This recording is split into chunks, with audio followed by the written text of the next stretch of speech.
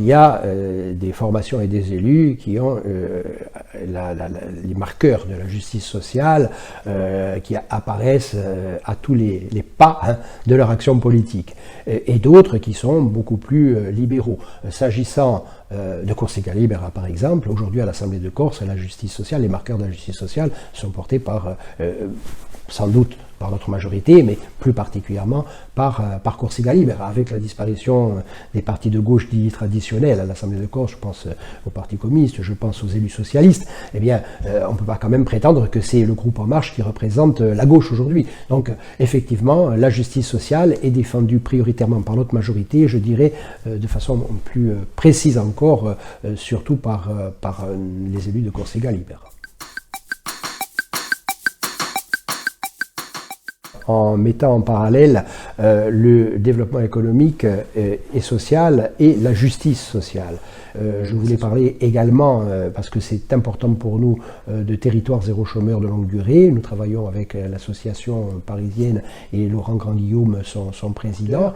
Ça n'est déjà plus une expérimentation, puisqu'une première vague d'expériences ont été menées à bien, et dans certains territoires on est parvenu à l'exhaustivité, c'est-à-dire à l'éradication totale du chômage de longue durée. Il y a également la question du Fonds social de solidarité, Corsica Solidaria, donc, que nous avons lancé, qui a été validé à l'unanimité de l'Assemblée de Corse et qui va permettre un mécénat donc dans le sens de l'inclusion sociale.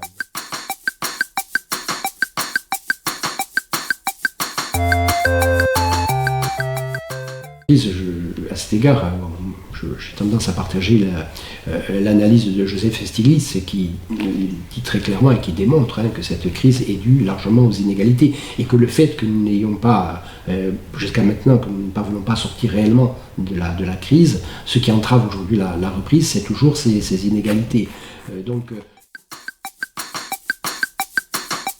Alors c'est une question qui est tout à fait essentielle et qui est ancienne maintenant, puisqu'on sait très bien que déjà dans les années 80, on s'était rendu compte, François Mitterrand par exemple, s'était rendu compte finalement qu'il n'avait pas la marge de manœuvre qu'il pensait avoir avant d'accéder au pouvoir. Donc c'est vrai que les forces économiques, les forces financières ont beaucoup de poids et en ont de plus en plus. Alors elles en ont d'autant plus dans certains pays qu'elles ont carrément décidé de placer à la tête de pays leurs candidats. Bon, on peut penser notamment à la France.